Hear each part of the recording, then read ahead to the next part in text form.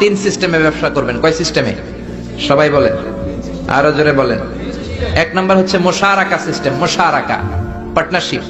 আমি আপনি শেয়ার, ৩-৪ জন মিলে শেয়ার, আমার টাকা আপনার টাকা, আর দুজনে মিলে ব্যবসা করব। আমার যদি ধরেন ৪ লক্ষ টাকা হয়, আপনার যদি ৬ লক্ষ টাকা হয়, তাহলে যেই লাভ হবে তার 60% নেবেন আপনি, 40% নেব আমি। লসও যদি হয় 60% আপনার উপর, 40% আমার উপর। এই ব্যবসাকে বৈধ করেছে কে? আরো জোরে বলেন না।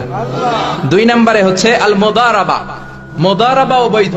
মুদারাবা মানে হচ্ছে আপনার টাকা আমার শ্রম। আল্লাহ আমার কোনো টাকা দেয় না, আমি মিসকিন, আমি ফকির, আমি দেব শ্রম, আপনি দিবেন টাকা। কত পার্সেন্ট লাভ হলে কে কতটা নিব এটা আমরা ভাগ করে নিব। কিন্তু লস হলে আমার কোনো লস নাই, কারণ আমার শ্রম আপনার টাকা, আমি যে খাটছি এটাই তো আমার লস।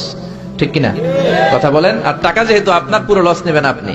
এই সিস্টেমও ব্যবসা যায়। ৩ নাম্বার হচ্ছে আল মুরাবাহা। বুঝার চেষ্টা করেন। আমার ঘরে ফ্রিজ নাই, ফ্রিজের দাম ১ লক্ষ টাকা। কয় লাখ টাকা?